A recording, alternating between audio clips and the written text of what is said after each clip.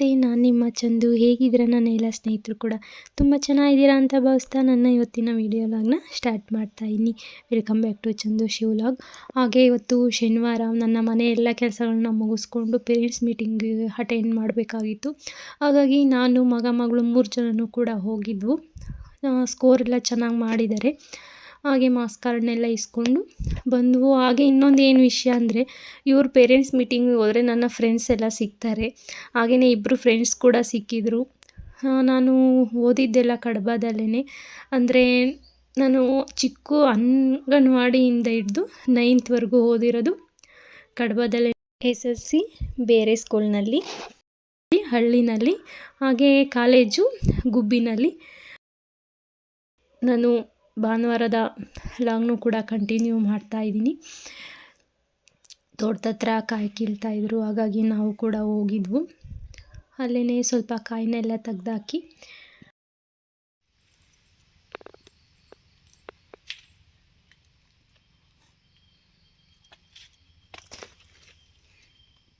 ಅಲ್ಲೇ ತಿಂಡಿ ಕೂಡ ತಿಂದ್ವು. ಹಾಗೆಯೇ ಒಂದು ಎಳನೀರನ್ನು ಕೂಡ ಕುಡಿದ್ಬಿಟ್ಟು ಮನೆ ಹತ್ರ ಬಂದವು. ಹಾಗೆ ಇವತ್ತು ಏನು ಹೆಲ್ದಿಯಾಗಿರುವಂಥ ಬ್ರೇಕ್ಫಾಸ್ಟ್ ರೆಸಿಪಿ ನೋಡೋಣ. ಈ ಓಟ್ಸ್ ರೆಸಿಪಿ ಡಯಟ್ ಮಾಡೋರು, ಹಾಗೆ ಚಿಕ್ಕ ಮಕ್ಕಳು, ದೊಡ್ಡವರು ಎಲ್ಲರೂ ಕೂಡ ಈ ಓಟ್ಸ್ನ ಯೂಸ್ ಮಾಡ್ಬೋದು.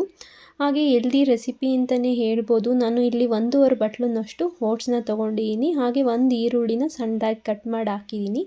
ಹಾಗೆ 2 ಹಸಿಮೆಣಸಿನ್ಕಾಯಿ, ಸ್ವಲ್ಪ ಪುದೀನನೂ ಕೂಡ ಆ್ಯಡ್ ಮಾಡ್ತಾಯಿದ್ದೀನಿ ಫ್ಲೇವರ್ಗೆ ಅಂತ ಹೇಳಿ. ನಾನು ಓಟ್ಸನ್ನು ಯಾವ್ದು ಬೇಕಾದರೂ ಯೂಸ್ ಮಾಡ್ಬೋದು. ವೆಜಿಟೇಬಲ್ಸ್ ಮಿಕ್ಸ್ ಇರೋದಿತ್ತು, ಅದನ್ನೇ ಹಾಕ್ಕೊಳ್ತಾ ಇದ್ದೀನಿ ನಾನು.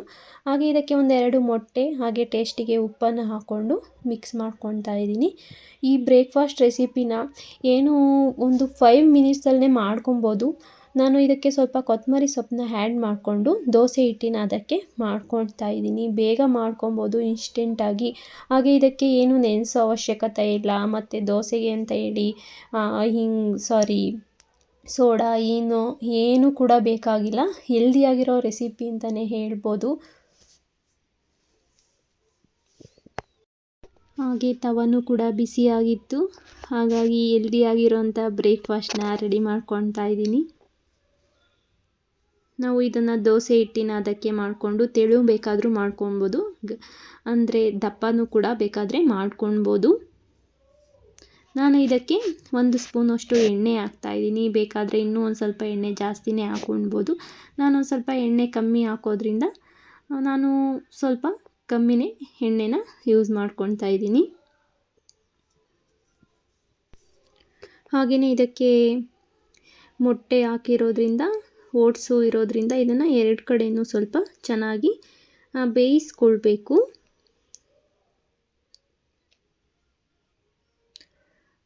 ಹಾಗೆ ನಾನು ಎಲ್ಲ ದೋಸೆನೂ ಕೂಡ ಇದೇ ರೀತಿ ರೆಡಿ ಮಾಡಿಕೊಂಡೆ. ಹೆಲ್ದಿಯಾಗಿರೋವಂಥ ಬ್ರೇಕ್ಫಾಸ್ಟು ಕೂಡ ರೆಡಿಯಾಗಿದೆ ಇವಾಗ.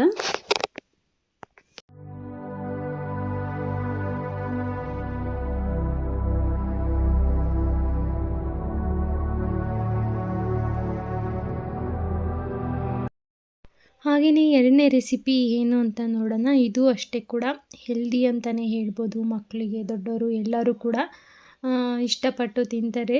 ಟೇಸ್ಟಿಯಾಗೂ ಕೂಡ ಇರುತ್ತೆ. ಹೆಲ್ದಿ ಬ್ರೇಕ್ಫಾಸ್ಟ್ ಅಂತಲೇ ಹೇಳ್ಬೋದು. ಇನ್ಸ್ಟೆಂಟಾಗಿ ಮಾಡ್ಕೊಳೋವಂಥ ರೆಸಿಪಿ ಇದು. ಹಾಗೆ ನಾನು ಇಲ್ಲಿ 1 ಈರುಳ್ಳಿನ ಸಣ್ಣದಾಗಿ ತೆಳುವಾಗಿ ಹಚ್ಕೊಂಡಿದ್ದೀನಿ. ಹಾಗೆ 2 ಹಸಿಮೆಣಸಿನ್ಕಾಯಿನ ಹಾಕ್ಕೊಳ್ತಾ ಇದ್ದೀನಿ. ಇಲ್ಲಿ ಕ್ಯಾಪ್ಸಿಕಮ್ನು ಕೂಡ ಹಾಕ್ಕೊಳ್ತಾ ಇದ್ದೀನಿ. ಇದನ್ನು ಅಷ್ಟೇ ತೆಳುವಾಗಿ ಕಟ್ ಮಾಡ್ಕೊಂಡಿದ್ದೀನಿ. ಹಾಗೆ ಕ್ಯಾರೆಟ್,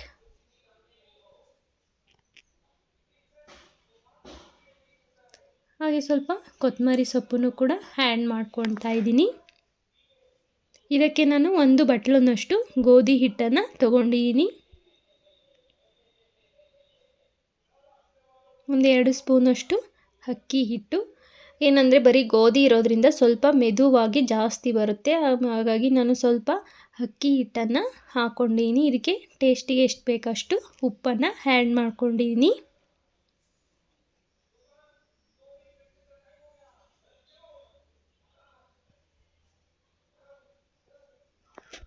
ಹಾಗೆ ಇದನ್ನು ಚೆನ್ನಾಗಿ ಮಿಕ್ಸ್ ಮಾಡ್ಕೊಳ್ಳೋಣ. ಉಪ್ಪು ಎಲ್ಲ ಹಾಕಿದ್ದೀವಲ್ಲ, ಹಾಗಾಗಿ ಇಟ್ಟು ಚೆನ್ನಾಗಿ ಮಿಕ್ಸ್ ಮಾಡಿಕೊಂಡು ಇದಕ್ಕೆ ನೀರು ಹಾಕ್ಕೊಂಡು ಕಲಿಸ್ಕೊಳ್ಳೋಣ. ನಾನಿವಾಗ ಇದಕ್ಕೆ ಸ್ವಲ್ಪ ನೀರನ್ನು ಹಾಕ್ಕೊಳ್ತಾ ಇದ್ದೀನಿ. ನೋಡಿಕೊಂಡು ಸ್ವಲ್ಪ ಸ್ವಲ್ಪ ನೀರು ಹಾಕ್ಕೊಂಡು ಮಿಕ್ಸ್ ಮಾಡ್ಕೊಳ್ಬೇಕು. ತೆಳು ಆಗಿಬಿಡುತ್ತೆ, ಇಲ್ಲಾಂದರೆ ಇದನ್ನು ಜಾಸ್ತಿ ತೆಳು ಮಾಡ್ಕೊಳ್ಬಾರ್ದು. ಹಾಗಾಗಿ ನೋಡಿಕೊಂಡು ಸ್ವಲ್ಪ ಸ್ವಲ್ಪ ನೀರು ಹಾಕ್ಕೊಳ್ತಾ ಇದ್ದೀನಿ. ನೋಡಿ, ಈ ಥರ ತೀರಾ ಗಟ್ಟಿನೂ ಇಲ್ಲ ತೆಳುವೂ ಇಲ್ಲ, ಆ ಥರ ಇದನ್ನು ಕಲಿಸ್ಕೊಂಡಿದ್ದೀನಿ ನಾನು. ಇವಾಗ ಇದನ್ನು ಹೆಂಚಿನ ಮೇಲೆ ಹಾಕೋಣ. ಹಾಗೆ ಪ್ಲೀಸ್ ಹೊಸ್ದಾಗಿ ಯಾರೆಲ್ಲ ನೋಡ್ತೀರಾ ಪ್ಲೀಸ್ ಸಬ್ಸ್ಕ್ರೈಬ್ ಮಾಡ್ಕೊಂಡು ನೋಡಿ, ಹಾಗೆ ಲೈಕು ಕಾಮೆಂಟು ಮಾಡಿ. ಹಾಗೆಯೇ ನಾನು ತವಾ ಕೂಡ ಬಿಸಿಯಾಗಿತ್ತು ನೋಡಿ. ಈ ತವಾ ಮೇಲೆ ನಾನು ಇವಾಗ ಬಿಸಿ ಆಗಿದೆಯಲ್ಲ, ಸಿಮ್ನಲ್ಲಿ ಇಟ್ಕೊಂಡಿದ್ದೀನಿ. ಸ್ವಲ್ಪ ಹಿಟ್ಟನ್ನು ಹಾಕ್ಕೊಂಡು ಇದಕ್ಕೆ ಸ್ವಲ್ಪ ನೀರನ್ನು ಹಾಕ್ಕೊಂಡು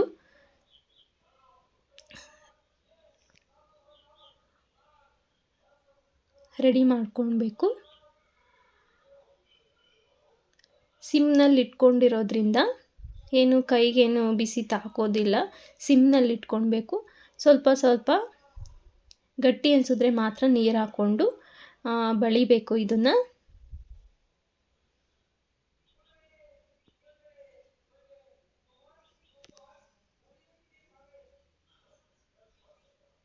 ತೀರಾ ದಪ್ಪನೂ ಮಾಡ್ಕೊಳ್ಬಾರ್ದು.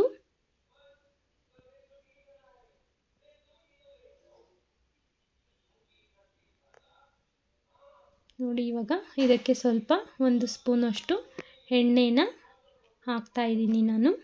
ಇದನ್ನು 2 ಕಡೆನೂ ಚೆನ್ನಾಗಿ ಬೇಯಿಸ್ಕೊಳ್ಬೇಕು. ಏನಕ್ಕಂದರೆ ನಾವು ಈರುಳ್ಳಿ ಮತ್ತು ಕ್ಯಾರೆಟು ಕ್ಯಾಪ್ಸಿಕಮ್ ಹಾಕಿದ್ದೀವಿ, ಏನು ಫ್ರೈ ಏನು ಮಾಡಿಲ್ಲ. ಹಾಗಾಗಿ 2 ಕಡೆನೂ ಇದನ್ನು ಚೆನ್ನಾಗಿ ಬೇಯಿಸ್ಕೊಳ್ಳೋಣ. ನೋಡಿ, ಟೇಸ್ಟಿಯಾಗಿರೋಂಥ ಬ್ರೇಕ್ಫಾಸ್ಟ್ 5 ಮಿನಿಟ್ಸ್ನಲ್ಲಿ ಮಾಡ್ಕೊಳ್ಬೋದಾದಂಥ ರೆಸಿಪಿ ರೆಡಿಯಾಗಿದೆ ಇವಾಗ. ಹಾಗೆಯೇ ಎಲ್ಲದನ್ನು ಕೂಡ ಇದೇ ಥರನೇ ಮಾಡಿಕೊಂಡು ನಾನು ಬ್ರೇಕ್ಫಾಸ್ಟ್ನ ರೆಡಿ ಮಾಡ್ತಾಯಿದ್ದೀನಿ.